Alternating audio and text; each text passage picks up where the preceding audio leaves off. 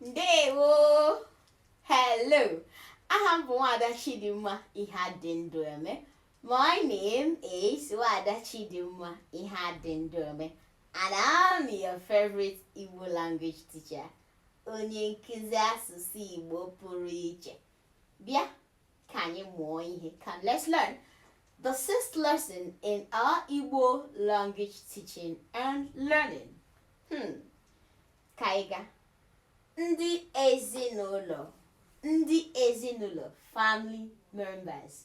Nke mbụ, nne, you already know. Nne, mother. Nna, father. Nwanne, maọbụ or ụmụnne.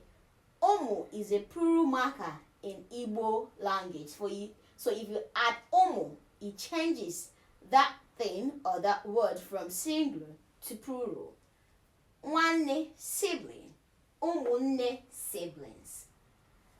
Nne maọbụ nne ukwu, grandmother. Nna maọbụ nna ukwu, grandfather. Ụmụnna, kinsmen. Ikwu na ibe, friends and well wishers. Ikwu na ibe, friends and well wishers. Nwanne m, the child of your sibling. Nephew or niece.